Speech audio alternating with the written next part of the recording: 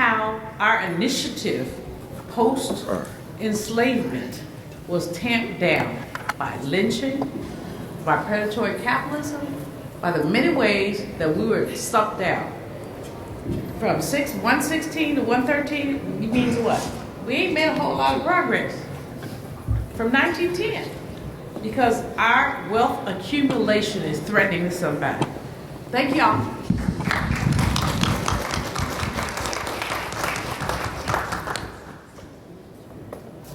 The one and only Julian Malveaux. Let's give her another hand. Dr. Malveaux, your remarks are not out of bounds, they're inbounds. That's why we wanted to have a diverse panel where we can come at the next 50 years of black businesses, the next 50 years of black wealth building, the next 50 years of whether or not we will have a place in what is known as America. And certainly this is a vital issue, and we want to come at it from different perspectives. I want to bring now to the podium the Senior Vice President of Black Enterprise. I miss Ebony. Black Enterprise magazine. And I've known Alfred Edmonds for a long time, Alfred Edmonds Jr. It's difficult to keep a black-owned magazine alive today. And I'm talking, you should say, well, if there are almost 50 million African Americans in the United States, a magazine like Black Enterprise ought to be thriving.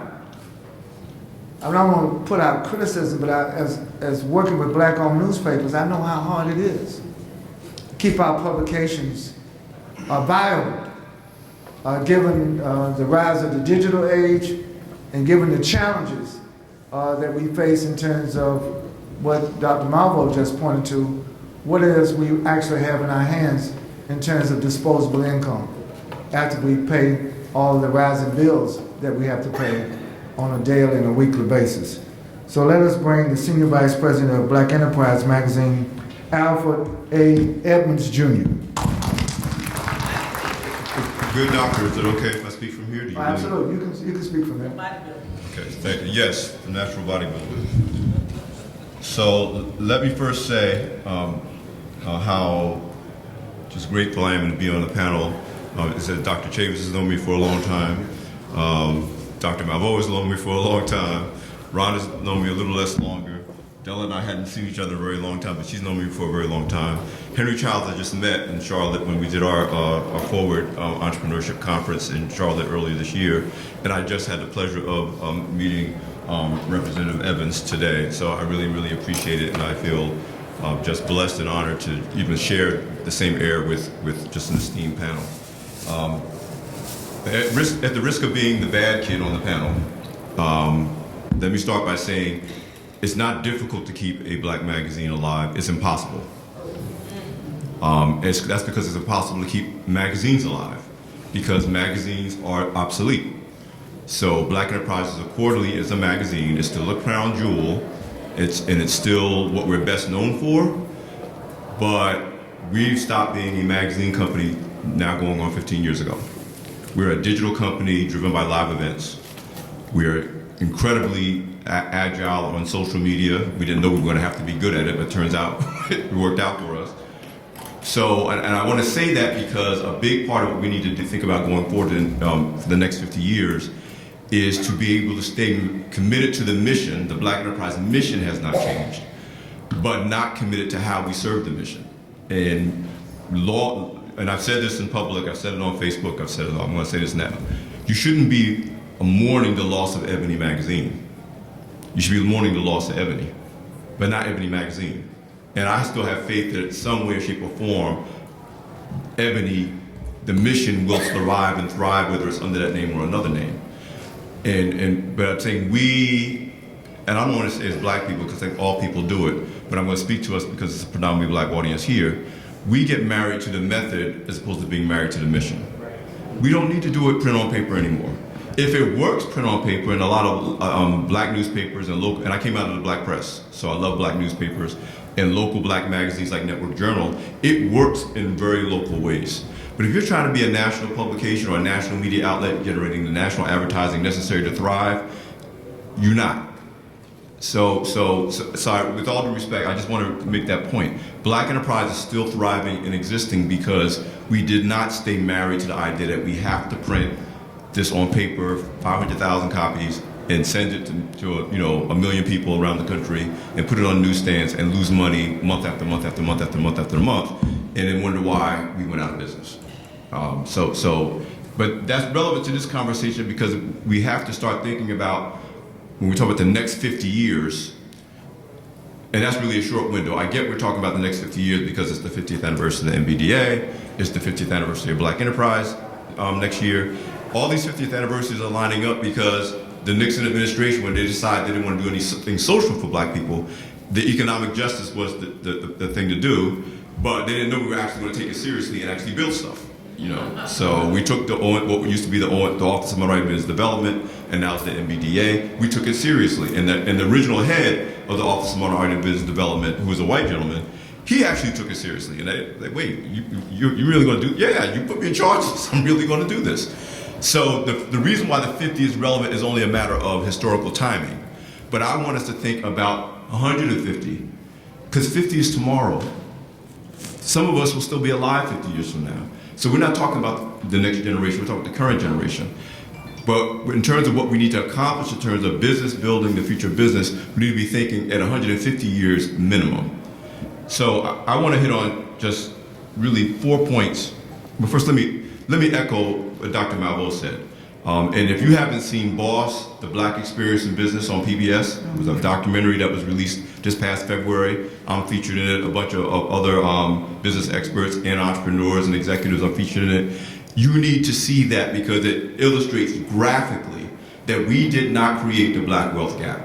Stop telling yourself that somehow black people don't know how to do money and black people don't know how to do business, and if we knew what they knew, we would be. No, you are just as proficient in managing money and building business as anybody else in the world. And if you watch Boss, The Black Experience in Business, you'll see that every time we reach to some critical threshold of accumulating wealth, whether it was public policy or social action, it was literally stripped from us. The Freedmen's Bank is a great example. The money got extorted. Nobody paid the price. The head of the Freedmen's Bank just basically used the money as a private piggy bank for him and his friends, bankrupted the bank. Then he got Frederick Douglass to come in and said, fix it. And he's like, there ain't no money in this bank. What am I going to fix it with? And then as a result, again, African American entrepreneurship had crested to a peak. And when all of those, when that bank went under, it took a bunch of black-owned businesses under with it. The Great Depression happened, and then we started from scratch all over again. So go see Boss, The Black Experience in Business, so you can really, and your children should see it to get an understanding of that. So with that, let me close out by making 3 points. If you're in the New Jersey, New York area, I'm going to give you a web address, growenzone.com/success series. Grown Zone, GROWN Zone, ZONE.com/success series. I teach a monthly class in Newark, New Jersey that's focused specifically on business creation, wealth creation, and us changing the narrative in our own homes and communities about what that's about. Here's what I mean by changing the narrative. I'm going to focus on 3 things. 1, we got to change our culture from one focused on borrowing and spending to look rich, to saving and investing to create wealth. Because we are all about looking rich. All of us. And I'm not talking this by regardless of our income levels. We want to look like we got it like that. And as a result, we capitulate to the brainwashing that we are receiving every day, because that's it's a consumer-driven economy that tells you to spend, and when you run out of money to spend, borrow some more and spend some more. We can't afford that anymore. We probably never could, but we can't afford that. And by the way, that's not how our ancestors lived in this country. So that's the first thing. Second thing is, in the earlier session right before this one, if you were in here, and if you weren't, you really missed a great session, we got to get serious about angel investing. We got to get serious about learning how to compete for angel investment dollars and getting in the rooms with angel investors, and not just the black ones, everywhere we can get in the room with it, so we can understand how to pitch and raise money for business. Because the VC system, you can do angels and succeed without VCs, but if you go straight to the VCs, the way the VC system works, it's almost a lost cause. So, But in addition to learning how to pitch to angels, you need to learn how to be an angel. Probably 30% of the people in this room make enough money to be angel investors and could be investing in a black-owned business. So you got to stop sitting on your money and sitting looking at your Mercedes-Benz and your nice house in a nice neighborhood and think, how can I expand my investment portfolio? My 401k is maxed out. I did all this to really use some of my wealth to invest in some black-owned business ideas and know you're going to lose some of the money because it's still a risky venture, but you got to do it. Third, we have to make sure that our kids in particular, but we got to understand, spending power is not wealth and income is not wealth. You can't put your salary in a will. I don't care how much you make. And spending power, we talked about 1.2 trillion in spending power, or 1.6, whatever number we're using right now. If you broke that down for every black person in America, it would amount to about less than $30,000 a person. Besides, you're spending it. You're not saving and investing it. So that's the money that's flowing through your pockets, through your hands, not the money you're accumulating. So we need to really get people to understand that if you're not focused on saving and investing versus borrowing and spending, this conversation is going to be a moot conversation. That slowdown in the ratio between black wealth and white wealth is going to continue, and based on at least one report, it's going to go to 0 by 2053, and then we'll be going to negative beyond that. We have got to get serious about the conversation about what it means to put money aside, and then when there's time to either start your own business or invest in another business, you're not looking around talking about, well, I can't do it. Our startup capital is in our garages, on our feet, on our backs, and in our pockets in the form of the latest cell phone because we couldn't stand having one from 2 models ago. That's a symbol of our addiction to consumerism that's soaking up all of our investment capital, whether that's individual investment or investing in other businesses. You go, my bro. I try to make the people up here proud of me because they know me since I was a little kid. Thank you. But he's bad. Come on, give it up. Let's give him a hand.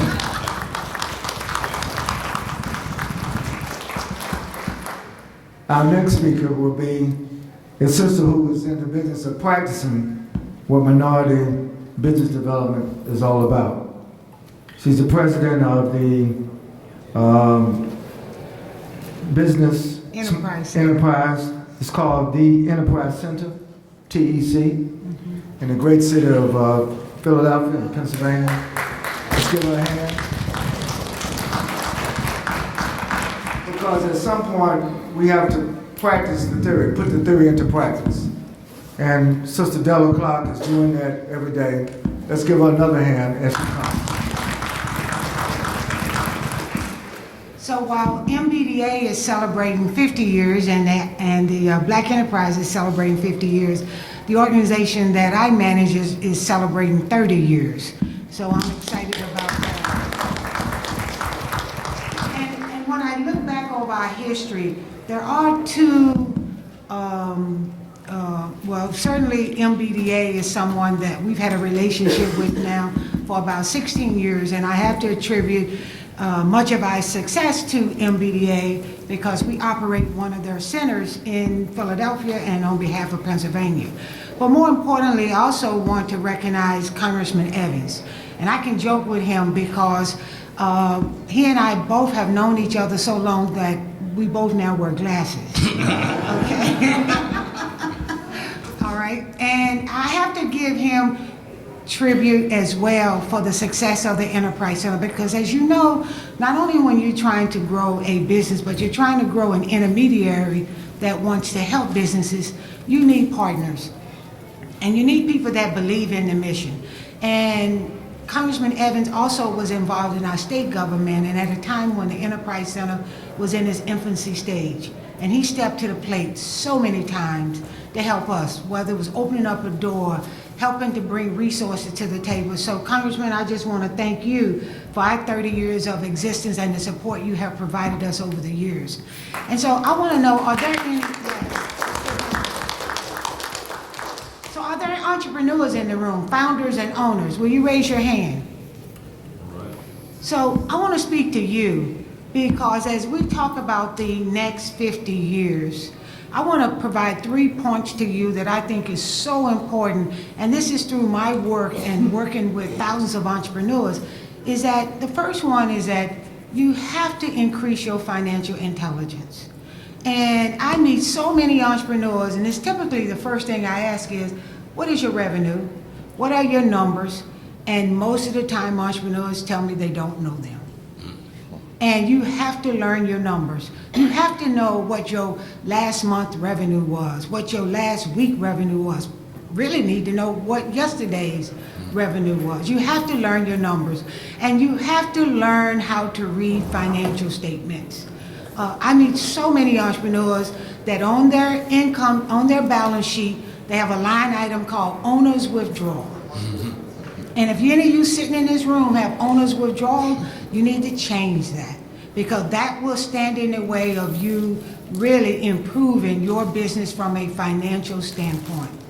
And so that is so important that you begin to work on your financial intelligence, because over the next 50 years, financials is going to be key in your creating that wealth and building your business. The second one that I want to talk about is the business valuation of your business. You have to know what your business is worth. And part of the worth is on paper, but part of the worth is your assets, whether it be people, products, services, but you got to know what your business is valued, because you want to be able to articulate that. And as Alfred talked about angel investors, you want to be able to go to an angel investor and be able to articulate what your business is worth to them, because people are not going to invest in a business that doesn't have any value, right? They want to be able to de-risk their investments, and you can demonstrate that through your financial intelligence and your business valuation. And then finally, the other tool I want to give you is that today it is no longer about competition. It is about collaboration, because none of us will have enough resources to go at it by ourselves. And so just to give you an example, in the city of Philadelphia, there are about 5 African American women who own janitorial businesses. And for years, we have been trying to get these 5 women to come together and form one janitorial firm and become a very large janitorial firm versus having 5 that are separated. But it is difficult because they view themselves as competition versus seeing themselves as collaborators and figuring out how to set this up, and they all become GPs and figure it out. And so with that being said, the Enterprise Center on October the 10th, next month, is launching the fundraising phase of a $50 million fund. And $50 million is not a lot of money, but it's our first fund. And as I have worked with researchers and fund managers, everyone told us to start with 10 million.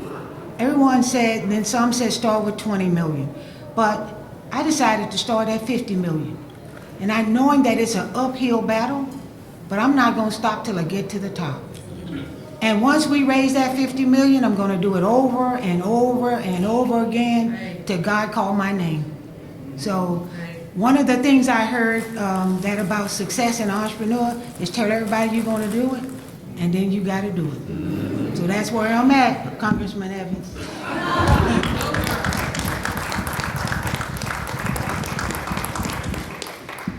All right, thanks, Mr. Clyde. I want to go to Ron. Can I make a request? Yes. The hashtag for this conference is CBC ALC19. Please get this message out into the room. Use that hashtag and share what you're getting from this event far and wide. So it's CBC ALC19. I'm sorry, let me take that back. Let me say it one more time. It's CBCF ALC19. So whether you're sharing pictures, quotes, get the word out, okay? Let's make sure that's what social media is about. Don't let it just happen in this room. Don't keep it to yourself. Thank you. Our next panelist is the brother who is over all of the Black Chamber of Commerce across the country. He has risen to that challenge, and everybody knows Ron Busby is a brother that practices what he preaches in terms of black business development. So please let us hear from the U.S. Black Chamber's President and CEO, Ron Busby.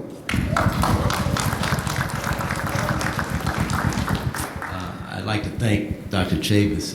When I first got to Washington, D.C., we all look around and say, I want to make my name relevant across the country. And one of the first organizations that I joined was NNPA, the Black newspapers, because I understood that there's this old saying that if the hunter only tells a story, then the lion will always lose. The Black newspapers tell our story, and we need to make sure that they have relevance, that we support them, and most importantly, as Black business owners, that we advertise with them. It was funny, Mr. Clark, you talked about the janitorial services. My career was in janitorial. I went to Florida A&M as a student, went to Clark Atlanta University as a graduate, worked in corporate America for 10 years, and left to take over a family business that was janitorial. We had 5 employees at the time. It was 1989, and between 1989 and 1996, we grew the firm from 5 employees to over 700 employees. We were the largest Black janitorial service in the country, having contracts with customers like Kaiser Permanente, all of the AT&Ts back then. It was Pacific Bell. We had 8A contractors as well. We had Fort Bragg military base. We had Honolulu, Pearl Harbor. We had United Nations Plaza. We had San Diego Air Force Base. I say those things because I think a lot of people think that janitorial services are bad business, and that we got to get into technology. We got to do things that are sexy. We got to do all this new version of things that are coming out. And I say, well, there is a place for that. And I don't want anyone to not go there. I have 2 sons, and both of them, one of them is at Harvard Law School. The other one works for Tesla. Both of them understand the relevance of both hard work as well as the future. But I don't want us to ever look back on the things that our parents did, the things that are relevant for this community, the things that are relevant for this year as well as the next 150 years. I am the president and CEO of the U.S. Black Chambers, Inc., and am really proud to partner with just about everyone on this table, especially MBDA, as we were awarded the Advocate of the Year in 2016 for the work that we do across this country advocating on behalf of the U.S. Black Chamber members. When we started, we had 6 chamber members in 2009. Today we have over 142. We're in 41 states and represent over 300,000 Black-owned businesses as our members. We began in 2009 based on 5 key pillars. And as a former local business owner, as well as a local chamber president, we came to Washington, D.C. understanding what we needed. And the first one that we've all illustrated here is really advocacy. Because in Washington, D.C., it really is about policy, as we've all discussed, but understanding that it's got to be about Black policy. Because sometimes we get caught up in other people's agendas and we miss the conversation that is relevant for us. And so things that sound good on many conversations in late night TV and get the talking points don't necessarily always come back to our communities in that positive vein. And so for the U.S. Black Chamber, we have been here always unapologetically Black, making sure that our voices were here for our Black businesses. The second one is access to capital. And I say this all the time. If you ask any small business owner what their #1 concern is, they will say access to capital. But if you ask a Black business owner, their top 3 concerns, #1, #2, and #3 is access to capital. Not just access to capital, but affordable capital. Because in our communities, we get caught up on getting a loan and not really concentrating on the cost of that loan. You see, I can be an African American with a great credit score, own my own home, own my own business, be a college graduate, go to a traditional bank, walk out of that bank maybe with 40% of what I asked for. You see, we go into the bank asking for $100,000. We may walk out with $40,000. And as a people, we say, that's good because God has blessed us with the ability to make things out of nothing. And understand that that is a factor of failure when you walk out the door. If you don't have enough money when you start, that is just a factor of failure from the beginning. And the second thing is we have to understand the cost of that money. You see, as an African American, I can go into the bank with all of those collateralized informations and pay twice the rate as my white peer. The average African American is paying 19.98% for credit. The average white person with lower credit, lower education, lower business acumen is paying 10%. So understand that even when we get the money that we say we need, we are always fighting the uphill battle. The third pillar that we really fight for here in Washington, D.C., as well as around the country, is contracting. But we look at that from three different veins. Yes, we look at where the government is spending its money, because understand they are the biggest purchaser in this country.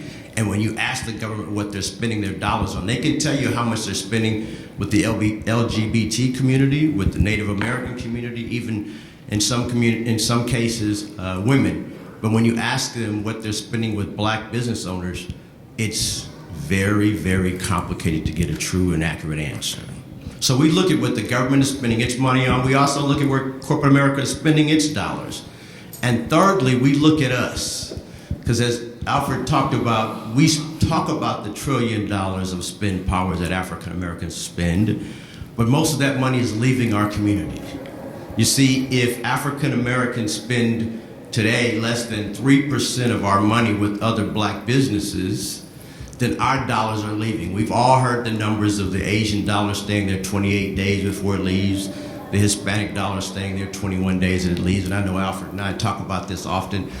And the number for the number of hours that the dollar is staying in our community is only depleting. At one time we knew that it was 6 hours, and today we have heard data that says it's less than 4.5 hours. If we just concentrated on that $1 trillion or that $30,000 that Alfred talked about, we could have a different conversation. Our fourth one is about entrepreneurial training. The data states that the average black-owned business is doing annualized revenue, Ms. Clark, of $54,860.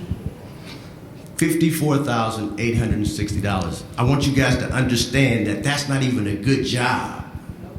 And you're in business for yourself, calling yourself an entrepreneur, but yet you're making less than $100,000 in revenue. There's some documentation that says this, though. 99% of those businesses don't have any continuing education. So they learned what they learned to open up their businesses and they stopped. But there's also data that says 100% of the businesses that are doing above $1 million have some type of continuing education program. So it used to be I had to convince business owners that, hey, continuing your education is good, but now we can demonstrate it. It's about money. It's about making sure that your business has the longevity to see what's coming in the future. So you can't depend on what you know today to get you to that next opportunity. You have to continue to educate yourself. And then lastly, I have some of my chamber presidents here, if I could get them to acknowledge themselves by raising their hands. What we do is really, we change the complex in our local communities. And one of them is here. 5 years ago, we all know about what happened in Ferguson. There was a lot of unrest in Ferguson. And a lot of cameras went down that week and that month and talked about some of the riots that were going on and some of the protests. And weeks later, everyone left. The gentleman that's in the front, Antoine Ford, who's the vice chair of the U.S. Black Chambers and is also the president of the Washington, D.C. Black Chamber of Commerce, said, let me put my money where my mouth is, and went to Ferguson. And Vita, will you raise your hand? Contacted Vita Jeffries, and we started the first Ferguson, actually we call it the Urban Chamber of Commerce because it takes on capacity for all of the local communities around it. So you can't just fix Ferguson and think that it's going to fix St. Louis or fix the other communities that are around it. You have to take a bite of the entire apple to make sure that our communities are being addressed. And so we do our last pillar, which is chamber development. We just had our 10-year anniversary just 3 or 4 months ago, March the 10th, and we bring our chambers together to Washington, D.C. to provide best practices so that we don't just take the information that we learned here and implement it here, but we can have access across the country. And lastly, I want to say this. As we prepare for the elections that are coming up next year, there's a lot of talk, and we've heard a lot of talk about making America great again. And we at the U.S. Black Chambers say we want a great America as well. But in order for there to be a great America, there must be a great Black America. And the only way you can have a great Black America is you must have great Black businesses. And the only way we have great Black businesses is we need your support. We need you to support those local Black businesses that you drive by each and every day, and you leave your communities to go shop outside of our communities. if we just concentrated on ourselves, we don't have to worry about what's going on in other people's communities or even what's going on here in Washington, D.C. We have to support ourselves. Thank you. Very good. We're going to take some questions from the audience. We've got about 30 minutes, but before I take it, I want to go back to Brother Childs.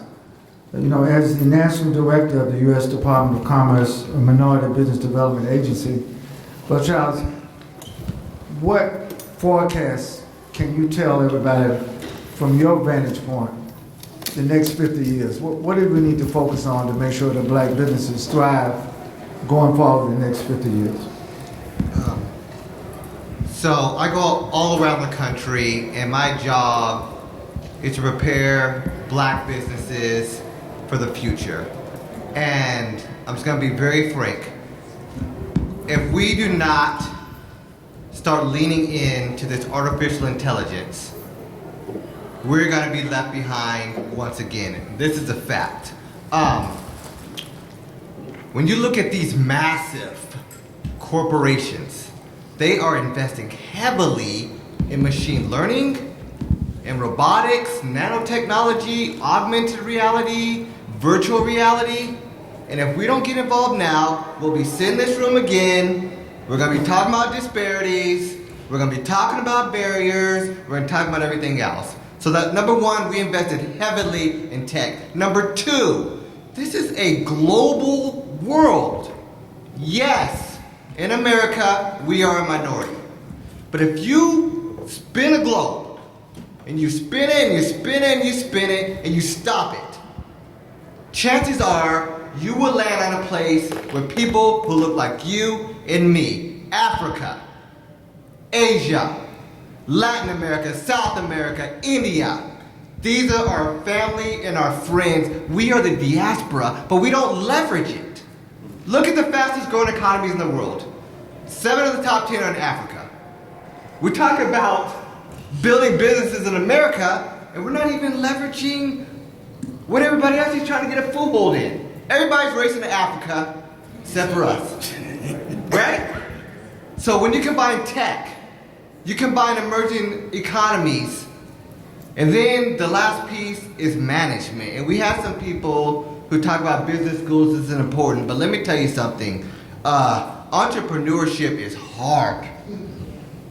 And our people are not getting investments. A study came out, and it said only 1.1% of the $71.4 trillion of assets under management goes to women or minorities. Of that small chunk are black women, who are the fastest growing entrepreneurs in America. In tech financing, you know what they get? They get that's less than 1. They get 0.000, you can stop me if you want, 0.6% of that funding. Okay? Did you even measure that? This is reports. So of the $424.7 billion in total tech funding. So what are we saying? Now look, we can have these conversations all day, and everybody on this stage is a champion and a freedom fighter. But we have to connect these dots. This week, on our 50th anniversary, for the first time ever, we had an M2M investment summit. That's minority to minority, because we have some black people with capital looking to invest in our communities. We're making those connections and getting deals done. We had a global markets team where we brought in ITA, we brought in XM Bank, we brought in SBA, we brought in the U.S. Chamber of Commerce to talk about how do we help our businesses export. We're working with Amazon to do e-commerce, right? You don't even have to leave your house and you can do business now, okay? And then the important piece, we could talk to data and we talk to policy people. Because a lot of times, a lot of policy discussions and we're not in the room and it gets done and we try to make it work for us. So instead of making it try to work for us, let's try to build it for us. And that's what we're doing at MBDA. All right, thank you very much. It's very important information. Dr. Marlborough has to leave in just a few minutes. I see a hand. Come to the mic so we can hear you, sister. And we're recording this session. Just identify yourself and your question.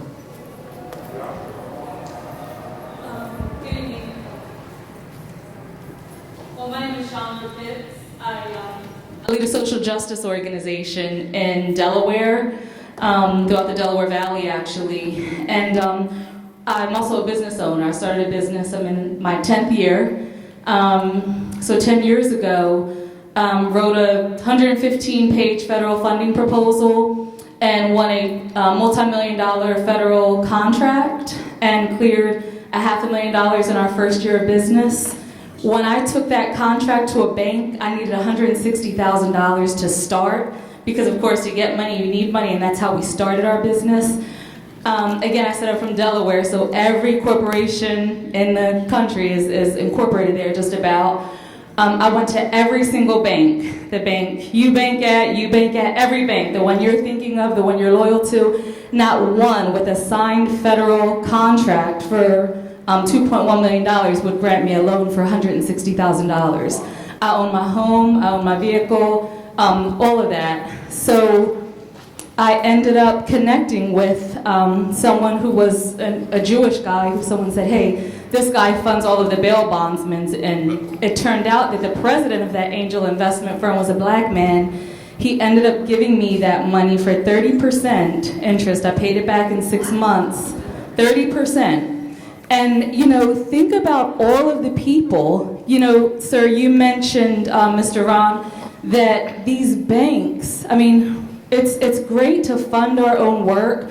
We've since started a curriculum called the water bottle business model. You need, you know, whether you have $2, $20, or $200, you could sell bottles of water, cut grass, or, you know, remove snow. But when are we gonna and how are we gonna hold these banks accountable for the gross discriminatory lending practices, the racism and oppression? Because they're keeping, very few black girls and women like me would have gone and found somebody to fund my work. And if I had to rely on the funding institutions, lending institutions, I wouldn't be here today. Yeah, I think we get the question. I think a lot of us have had those challenges, and I think Alfred and I both want to address that.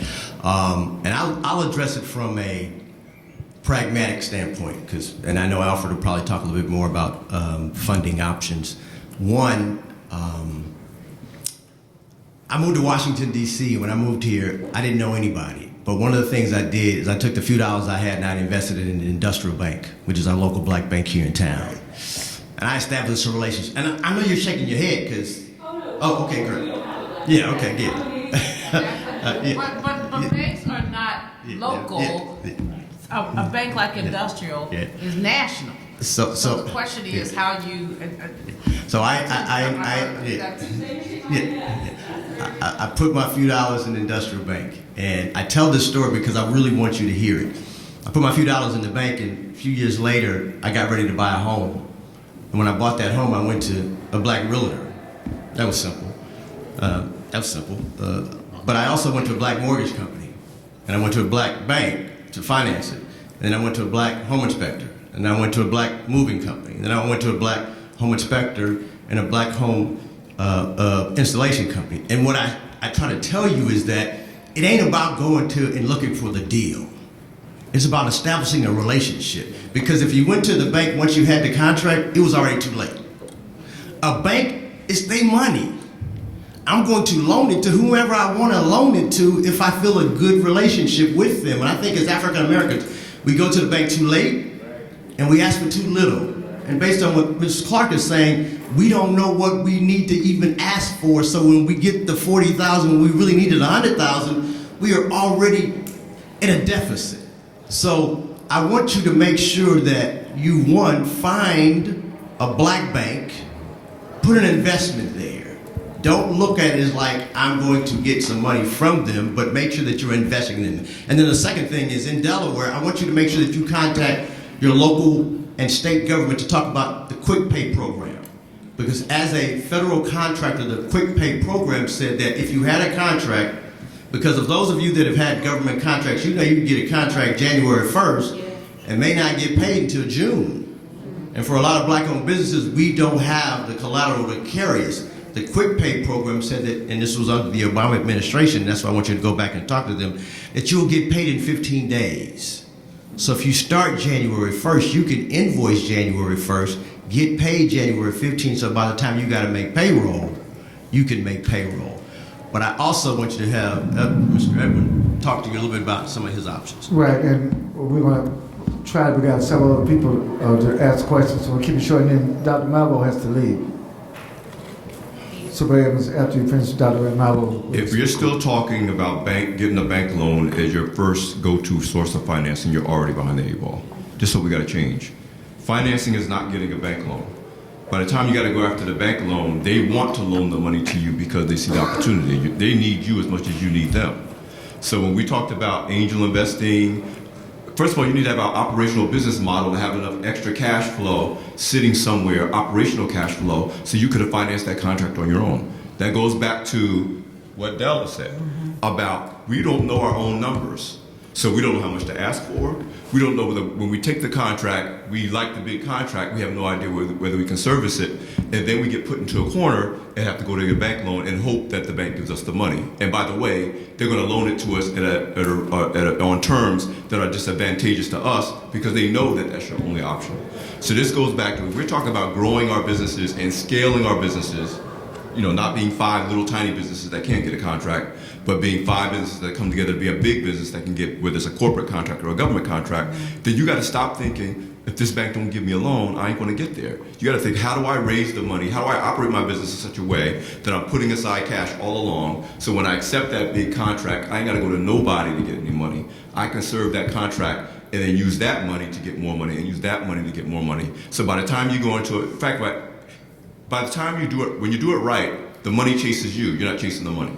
The banks will be calling you saying, "Can I extend you a line of credit? Can I help manage your business accounts?" That's where we got to get to.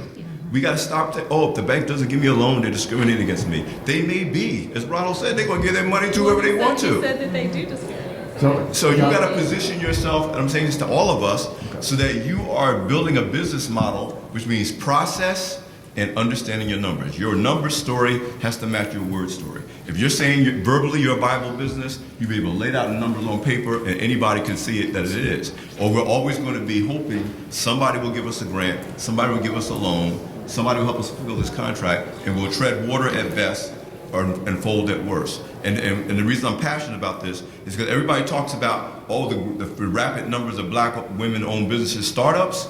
Nobody talks about the failure rate. Yeah. We're just churning. We're churning. We're not growing black women-owned businesses. Black women are getting frustrated in corporate America because of discrimination. They're launching out to do their event planning company or their whatever it is, not because, and then they're finding that ain't any easier than the corporation because the people you had to deal with at your job is the same people you're trying to get contracts from.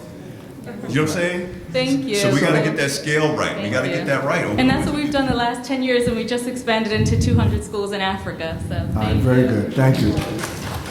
Dr. Malvo has to leave, and we only have a few minutes. So I'm going to ask all of the people in line, ask you a succinct question, and we're going to give you succinct answers. I'm just gonna give myself a closing statement as I leave, and I appreciate all y'all, especially my panelists.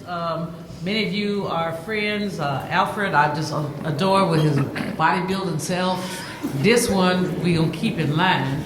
I want to acknowledge first of all Shayla Moon, who is a Bennett Bell. And you know what we say at Bennett College for Women, where I was president for 5 years. It takes a bell to do it well. And she has done it well today. Give her just another round of applause. The second thing I want to say is that we need to understand, I just wrote an essay called The Accidental Economist, which is what I am. I didn't start out trying to be an economist. I started out trying to be like a civil rights something. And I sort of fell into economics. If you play the capitalist game, you can win. But if you have consciousness, you must also understand how you must make predatory capitalism work for our people. In other words, predatory capitalism does not benefit our people. It is at the root of our exploitation. At the very same time, if you don't play the game, you can't win. So this one here, this little Mr. Capitalist over here, and many others, we play the game. But as you play the game, understand the root of the game. We can use entrepreneurship for social justice if we have the heart to do it.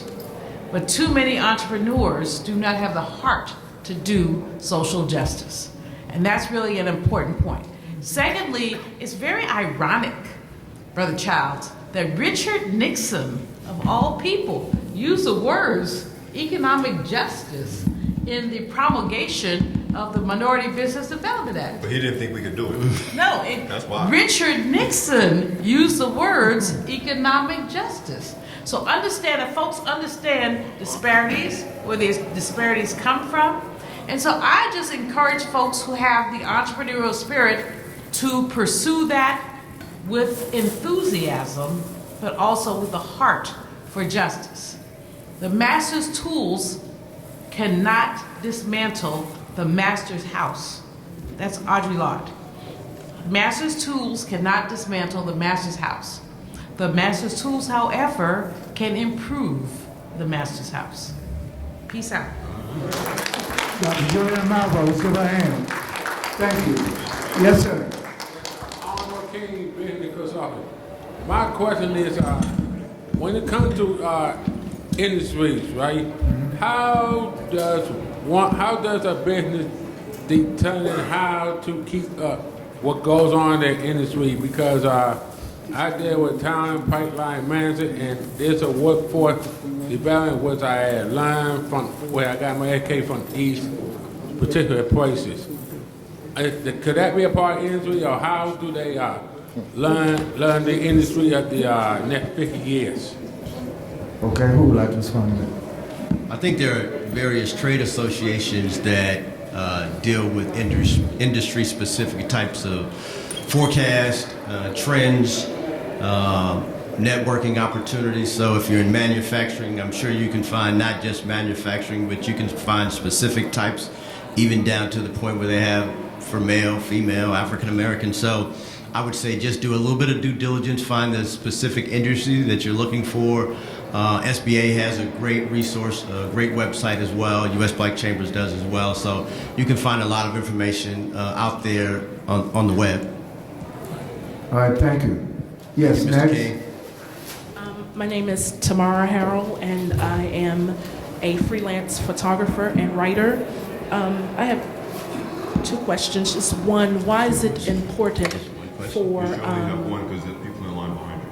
Okay, yeah, just why is it important for Black African American women to vote, and what does filling out the 2020 census, what does that mean for entrepreneurs or Black entrepreneurs? Why is it important for us to complete the 2020 census, and what will it determine? I'm just going to answer the census question. I'm through with trying to convince Black people to vote. If you don't get it, I don't know what to tell you. Right? So the reason why it's important to participate in the census is because that's how the federal budget and city budgets and state budgets and county budgets determine how resources are going to be distributed. If you're undercounted in a given community, that means you're going to be under-resourced. So while we have a natural distrust, which I think is a well-deserved distrust historically, with letting people know our business and who's in our house and all of that. When you fail to do that, that means underfunding of your schools. That means underfunding of funding for, if there's funding to support the growth of small businesses in that community, there's not enough to go around because you counted only 8 people when there's really 15 people. So if you're really serious about having your state, county, federal, municipal government properly funded, particularly in Black communities and diverse communities that have large Black populations, you must participate in the censuses. Yeah, there's a risk. Yeah, somebody might, there's always like somebody might find something or they might use it against me. You're right, they might. They're not supposed to. It's against the law, but you can't. We have to stop becoming so risk averse. That's what it boils down to. And in this case, you need to make sure everybody participates in the census, because when it comes time to get the money that you need to finance what you need in your community, you need it to be there. It also affects how congressional districts are defined. So they'll use that census to take power away from your district because you got undercounted and you lose representation. So the benefits of participating far outweigh the risks of not participating. All right, so here's what we're gonna do. the people who are in line, you're going to come and ask your question. We're going to note your question. And then I'm going to ask the panelists in their closing statement to respond to the questions that you pose, because we're really out of time. So ask your questions, we're going to note your questions, and then we're going to panels will respond in their closing remarks. Dr. Chavis? Yes. You know we got 15 minutes, right? I know we have 15 minutes. Oh, okay. But I know, that's why I'm doing this. All right. But ask your question, please. How you doing? My name is Tasia Holmes. I'm from Indianapolis, Indiana, and 11 years ago I started a small business consulting firm to help people start businesses. So I focus on continuing education. I've been an accountant for 15 years and helping them understand balance sheets, websites, business plans, etc. In the very beginning, I used to do a lot of W and MBE applications, 8A applications. And now I am starting to not necessarily pursue those opportunities, nor am I encouraging folks to pursue those certifications, because I feel that in some cases it limits us to the 5 or 20% allocations from big contracts. So my question is really more of a soliciting an opinion on whether or not we should continue to pursue those certifications, or if we should just market ourselves as businesses and go for bigger contracts. Very good question. Next. My question kind of piggybacks on hers as well. We're celebrating our 30th anniversary of conducting the very first disparity study, which some of you may know is the study to determine if there is any passive or active discrimination in the contracting process. And so my question, I guess, for Congressman Evans is, what from a policy standpoint are you working on to increase inclusion of minorities in government contracting? Very good question. Thank you. Next. First, I want to thank my Congressman Evans, for his leadership in this space. Then, just a thought, and interested in you responding. While it is important that businesses pursue angel investors and alternative financing structures, I think it's also important that trade associations and regulators hold accountable businesses, not to major banks and lending institutions, not to engage in redlining and not to engage in predatory and discriminatory practices. I will point out, and for businesses, a word of advice, in Pennsylvania, I was made aware that there were some banks that were practicing redlining and not lending in certain areas. Now, I chair at the state senate in Pennsylvania the Banking and Insurance Committee, and so advised that those individuals, those realtors, so they didn't have a hostile relationship, to go to NARAB.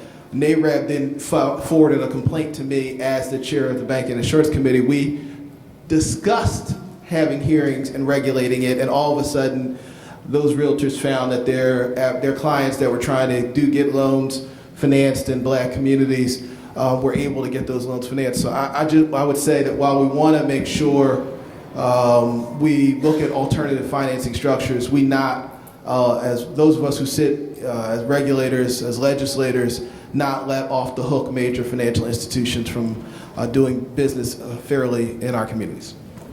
Very good. Thank you. Good question. Next. Good afternoon, Felicia Hatcher, Black Tech Week. How do we change the narrative of how we talk about black businesses? I've been a little disappointed being at CBC this year. I feel like all the conversations around black entrepreneurship have been primarily the lack and not really focused on like the opportunity or the growth sector. So how do we change that narrative? And can you guys actually talk about what you are seeing as high growth sectors within the black community for investment, or where people can find business opportunities? Thank you. All right, very good. Della, we're going to start with you. We're going to come right down the line, and we'll address the questions that have been posed in our final comments. Okay, Dr. Chavis, I don't know if I can address specifically these questions, but just kind of overarching comment, particularly around banks and financing and lending and equity and angel investors, is that one of the things that I have learned is that as an entrepreneur, you have to learn how to package your business. And you have to package your business in such a way in which people will like your product, like your services, and like your market. And I often tell the story that a lot of people may not know, but when Jeff Bezos was operating Amazon in its infancy stage, he had lost approximately $32,000 before he did his IPO. Now I know that as a minority business and you go into a law firm and say you want to do an IPO and you lost money, they won't do it. But but in my mind, I imagine that it was the way he packaged the business that got that law firm to help him with his IPO. So, you know, one of the things I want to leave you with is that you're going to have to do some really, really hard work, right? Many of the questions are asked. You're going to have to do the work to help get those answers because we can't do it in a short period of time. For instance, the research. With using the internet, there's just tons of research out there that talks about, as Mr. Childs talked about, artificial intelligence. You Google that, there's lots of information about it because you can go into a CVS now and you'll see that they got self-checkout.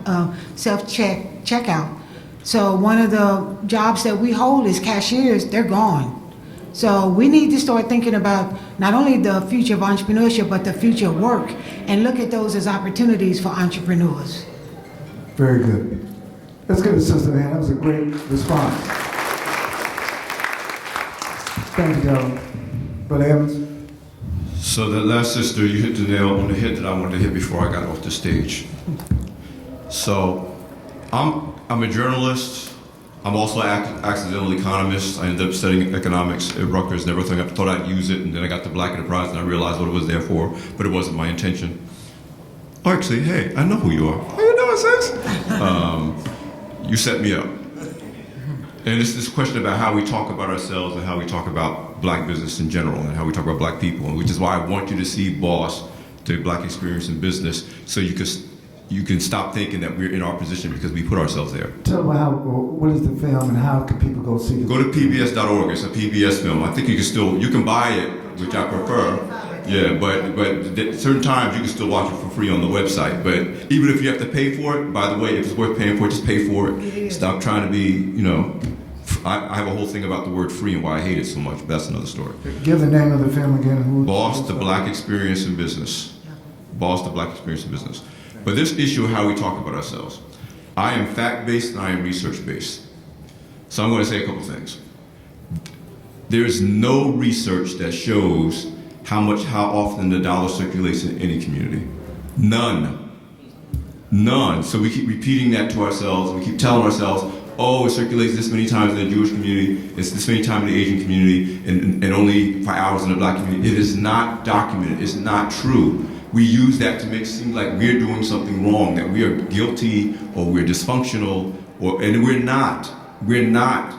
You got to reject that. You got to fight the programming. We are not dysfunctional. We should not be defined by our dysfunction. We're the only people in America that are defined by our dysfunction. Everybody has some dysfunction. Every community, every human being, every family has some dysfunction. We are the only ones that are defined by it, and as a result, we tend to define ourselves by it.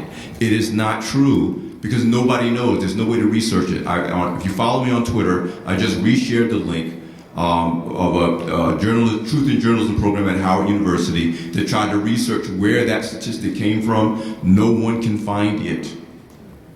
But we accept it as gospel truth and we repeat it to each other at conventions, at family reunions, at barbecues, at oh, we need to circulate more money in the black community because Jewish people and Asian people do it differently. No, they don't. Or at least there's no evidence that they do. Second thing, it is not true that black people don't spend money with black people. We need to put that myth to bed. We keep beating ourselves up. Say that we should do more because it would benefit us more. But don't say we don't do it. It's not true. And so these are things that we do and we think we're motivating ourselves to do better, but anything that attacks your self-esteem demotivates you. Anything that diminishes you demotivates you. So even if you're telling people if you want people to do something, do it. Tell them to do it more. But don't say they're not doing it. We have to change the narrative of how we relate to each other as black business people, how we relate to each other as entrepreneurs, how we relate to each other as human beings, and assume that we are doing as well as we possibly could, and we need to urge each other to do better, as opposed to defining ourselves by what we're not doing. Like we really do. Because that's the psychological war that we gotta win before we can win the financial war. And the business war, and the life war, and the social war, and all the other battles that we're fighting to thrive in this country. Yeah, the negativity, we gotta just reject it. I know it's raining all over us every time we turn on TV, anytime we go to work, every time, but we can't rain it on each other. We got to come up with a different way to have that conversation. All right, let's give Brother Evans a hand. Thank you very much. Very important closing statement. Thank you, Brother Evans. So there was a couple of questions that I wanted to address, and I'll also address the last question. But the first one was about certification. Understand, it doesn't matter how or what color we are, how much black we have in us. If we can't demonstrate it, then they can't count us. And that's really unfortunate, but it is what it is. Many government agencies will require certain organizations from the government, private sector, they count their spend with minority communities. And if they have the option of spending with a community that they have to check the box on, or that there's some accountability, and you're not certified, then you're kind of making it more difficult for them to do business with you. And understand, I fight that fight all the time. There's some discrimination that goes on with the certification. I could be a woman and go in and prove that I'm a woman fairly simply. I can be Asian and I can self-certify. I can say I'm Asian, I can show you my driver's license, and I'm certified. I could be a disabled veteran and with some documentation fairly simply get certified. But if I'm an African American, I have the most difficult challenges to demonstrate that I'm African American. To be certified as an African American owned business, I have to prove that I'm black by demonstrating both birth certificates of my mother and my father. No other community has to do that except for African Americans. And ironically, historically, it used to be if you had one drop of black blood in you, you was black. Nowadays, we have to demonstrate that. So the U.S. Black Chamber has its own certification. We was just announced last month with MBDA, National Minority Supplier Development Council. We are working with them, and we're taking away some of the hurdles that we have to go through as a community. The second one hurdle is that to be certified, you have to be in business for a minimum of 3 years. Many of our businesses are startup businesses and are doing extremely well right out of the gate. We have senior level executives that are leaving corporate America and starting up their businesses the next day. They have the acumen, the resources, the relationships to be able to start. There's no reason that they have to stay around for 3 years before they can say that they're a certifiable business. And so check out the U.S. Black Chamber to make sure that you have those opportunities to be certified. The second one is government contracting. Are the numbers going up or down? Again, I addressed that earlier. It's difficult to demonstrate whether or not, but I have good news that MBDA is being able to tell us that the number of dollars being spent with black women is on the increase, and for that we say thank you to them. We say thank you. But we got to make sure that we're always fighting the fight, and you have to make sure that you're prepared, because one of the questions that was asked about preparation, one of the things that we didn't talk about was board of directors. I want us to make sure that we're surrounding ourselves with people that know what we don't know. And so if you have a board of directors that knows about the future of business or knows about legal issues or knows about accounting, I'm not telling you that you have to be an expert with all of those, but you better have somebody at the table that knows what they're talking about, so that when you go in to look for that government contract, you're not biting off more than you can really chew. Many of businesses say, I want that $1 million or $10 million contract, when they really aren't prepared for that. And so you hear about 90% of businesses fail within the first year. A lot of those businesses fail because they got the opportunity and they just weren't ready for it. So I want to make sure that you surround yourselves with other people. And then the last thing, I do want to talk about how we look at ourselves as African Americans. There used to be this myth, and I talk about it a lot, that white people's ice was colder than ours. And if you're old enough to remember, before there was refrigerators, we had ice boxes. That's right. And what would happen is, on a Saturday morning or one day of the week, you used to get your ice delivered to you on the back of a truck, put it in your ice box, and that ice would keep your meats and fruits and vegetables fresh for 7 days. My grandfather used to deliver ice. He was an ice deliverer. And he would go out early Saturday mornings, and he would deliver his ice to his white clients first, early Saturday mornings. So their ice would stay fresh for 7 days. But by the time he got to the black community, that ice had sat on the back of his truck all day. So it melted away a little bit, got chipped down a little bit. So by the time we put it in our ice boxes, it actually only lasted 5.5 days. So you see, there was some truth to the myth that white folk ice was colder than ours because it lasted longer. But because of a black man that went to Howard University, we created the ice maker. So ain't nobody's ice colder than our ice. We can get crushed ice, cubed ice, filtered ice, flavored ice, colored ice. And when we start seeing our businesses in that same vein, our colleges, our communities in that same vein, we ain't got to worry about what other people are saying with us. And I do say, as a community, we spend 3% with black businesses, 3%. And if we increase it to 10%, in the country, we would be mandated to spend $1 billion more. $1 billion more. We would have to hire 1 million new employees, black and white. So our spend is important to our community. The number one concern that we have in the African American community is unemployment. There's 2 million unemployed people of African descent this afternoon. But there's also 2.6 million African American owned businesses. If each one of those businesses hires one of those unemployed persons, I don't care about what's going on outside. We have the ability to hire from our own communities to be able to address our own community needs. And so when we start thinking about, I am going to spend more, I am going to do better, I am going to look and not ask for the discount. How often do we say it costs $1? I'm gonna give it to you for 75 cents and I'm gonna still complain because you got 80 cents worth of service. We gotta stop asking for the discount, pay what it's for so that they can then turn around and make a profit and hire and then reinvest in their businesses. That's how we fix our communities. All right, Ron Busby, let's give him a hand. Brother Charles, concluding remarks. All right, I'm just gonna talk about changing the narrative. Work with the MBDA, okay? And I'm dead serious about that. We are the only federal agency whose sole mission is to help minority businesses grow and be competitive globally. The only one, okay? So to change the mindset, you have to do 3 things, right? You have to know where you are, you have to know where you want to go, and you have to know how to get there. So let's just starting with number 1, know where you are. There is very little data about minority businesses. We all know a couple of things. We know they're growing super fast, and we know they're not the size and scale. What we're doing at MBDA is we are going to try to combine the census data, which is normally survey-based, and in the past it was SBL, it was 5 years out, but it showed us ethnicity. And then you have the BEA data, which does not show ethnicity, but it shows you industry, right? We want to combine the data sets to show the minority business impact on total US GDP.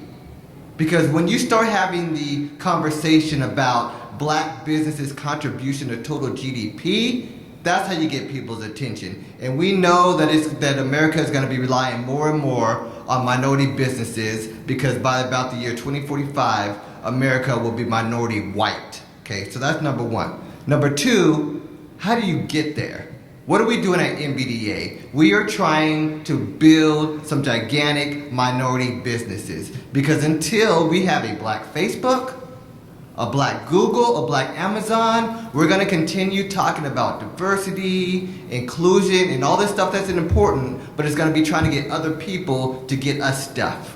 We need to figure out how we get our own stuff because we tend to hire our own, we tend to invest in our communities, but we have to figure out how to get these businesses to scale. And we do it through strategic investments in tech, data, and then going very, very hard on policy. And then the last piece is knowing how to get there. So I heard a lot of people talking about angel investors as if you could just walk outside and find somebody who wants to give you money.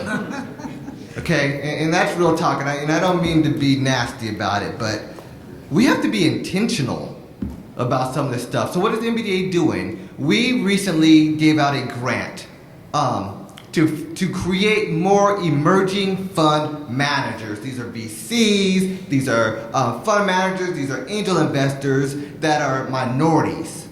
And we're going all around the country to build up this ecosystem. And we are connecting them with people who are looking to get some of that capital. And then we're looking for some people internationally that are trying to do some foreign direct investment in our communities. Because we believe if you create a world MBE planet where you're connecting us to all these different pieces, that's how you build sustainable black businesses here in America. And you cannot be serious about economic development if you're not serious about minority business development. And you can't be serious about minority business development until we build ourselves up to and we know how to get to the prize. So please, come to MBDA. We have all kind of services. You can find us on the web. Shayla's here. We have some other people. If you're MBDA staff or business center, please raise your hand so people know how to get a hold of you. Because we are dead serious. We are trying to shift. Thank you. Because I had to change my mindset. I used to be one of the people who tried to fight the power. Now I'm trying to be some of the type of people who try to be the power, and I think it's important to have that shift, so that's it. All right, thank you very much. Before Congressman Edmonds closes out, I would like to, let's give all the panelists a hand for today. And I just want to say a word as Congressman Dwight Evans comes to close us out. Without Congressman Evans' vision, we would not have been able to have this discussion. Yes. And I think all of us owe him a great round of applause for his leadership in the CBC. And what I would like to ask you, Congressman Evans, that those of us who participated, we would like to continue this discussion. We don't want it to end today. We don't want to wait till next CBC. I think there's a lot that we can do short term to follow up on some of the questions that were asked, but the excellent points that the panelists presented. So can we stay in touch with your office to make sure there's follow-through from this significant panel? Brothers and sisters, let's greet Congressman Evans. Dr. Chavis, I was sitting there thinking inside my head, and she's not going to like what I'm going to tell her, Dr. Chavis. I'm going to tell you how this all came about. A woman came to see me in 1981, and she was pregnant. Don't tell that story. So you can imagine how old her daughter is. And she was, Dr. Chavis, she wanted to sell spring water. So you know that's rather amazing to me, a black woman in 1981 who wanted to sell spring water. So I said to myself, I had to smile. I thought to myself, she came, belly out and everything. She came in my office, she sat down. And she says, I want to sell spring water. And I thought to myself, I just got elected in the state legislature. And I think that's a hell of an idea. And I says, we need to help her sell spring water. Now I'm gonna make this connection to you and understand how all this stuff comes about. That's 1981, this is 2019. That woman is Della Clark. Della Clark, you now hear her talk about an enterprise center. So just think, I had just gotten elected to the state legislature. There was no such thing as an enterprise center. I did not know minority business development, which says it is 50 years old. The person who I did know of was Reverend Leon Sullivan. And Reverend Leon Sullivan said, you do not buy where you do not work. Let me repeat that. You do not buy where you do not work. He wrote a book called Build, Brother, Build. And in that book, in 1968, when Richard Nixon went to the first black-owned Progress Plaza, in that book, the words I saw, he said black capitalism. In 1968, that's what he said. So what I am saying to you, I want you to understand, Dr. Chavis, and yes, we can, because I want to thank Karen Bass, who is the chairperson of the Congressional Black Caucus. She has a phrase that she used where she talks about the hidden figures. That sounds familiar to you. Mm-hmm. And it is because the way it works in my third year of being in Congress, I came on a specific mission. And my mission was a connection to Parent Mitchell. Now, I knew Parent Mitchell. I watched him from a distance. I was in the state legislature. I watched him do the 8A program. And I watched him take the 8A program, which was a veteran-driven program, but set aside, he expanded it to 8A. Now, how did I make this connection? I made this connection because a woman named Pat Jacobs, who's from Hope, Arkansas, was very active with Parent Mitchell. So I came to the Congressional Black Caucus, I saw what Parent Mitchell was doing, and I never intended on coming to Congress. But now that I'm here, I came with an agenda. So the way this works, with Karen Bass and Cedric Richmond, they come to each Black Caucus member, and they ask you, what is it you want to do? My chief of staff, Kim Turner, got together with Henry Childs and them, and what we do is use the platform position that I hold. And the fact that I'm vice chair of the Small Business Committee, vice chair of small, the chairperson is a woman who is of Puerto Rican descent, Congresswoman Vasquez, who I in return had come to Philadelphia at Della Clark's place. Now I'm telling you all that, as was just said by Ron Bus, this was intentional. This just didn't happen through osmosis.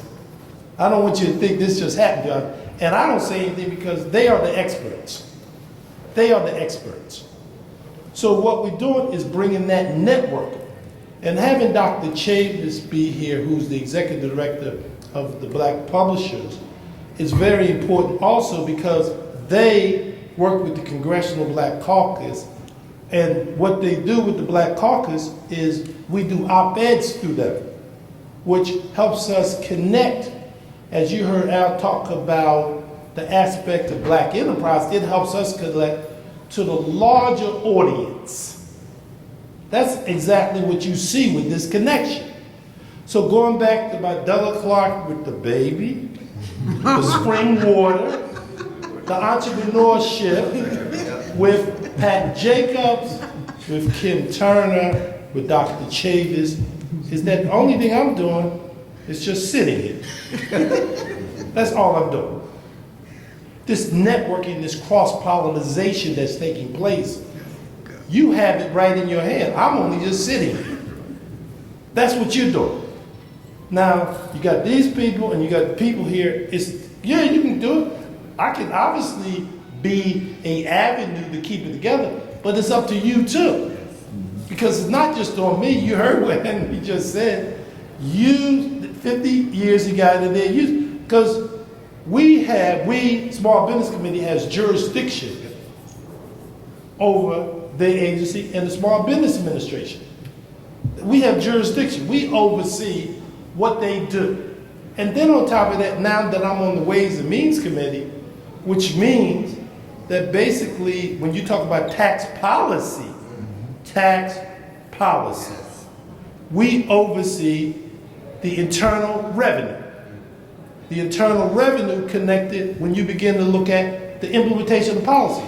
So Dr. Chavis didn't ask me for anything that was hard work. At the end of the day, I don't mind being a conduit because that's really what he's saying. So I say all of this to you. I thank you for what you do every single day. I know it's not easy, and I know it's a challenge. There is no way, as said by everybody who's on this panel, that this country can move forward without the people in this room. Right. Let me repeat this. Right. This country cannot move forward without the people in this room. All of you play a part. The greatest title is not congressman. It's not senator. It's not president. It is citizen. because you hired and fired me. Let's be clear. You hired and fired me. And now that Karen Bass is the chair of the Congressional Black Caucus with 55 members. 55. Because in 1971, when I graduated from high school, and my predecessors was Robert N.C. Nix, chairman of the post office, and Bill Gray, who was a whip and the budget chairman. So I come built on the shoulders of individuals who laid the groundwork for me to stand here with you. But you gotta know how to use it. It's nice to have these conversations, but it's about sustainability. I want to thank all of you very much, and thank you for coming. Nicole, I want to acknowledge one other person in the room. Nicole, stand up. For those people that are interested in doing business outside of America, where most of the growth is going to come from, that's XM Bank. They do the financing. They bring the money with you when you go. Most of us talk about how important it is to do exporting. That's the woman that's got the cash. Thank you. 50% of women is showing up. 25% is follow-up. The last 25% is dedicated follow-up. We're going to be here, but it's on you.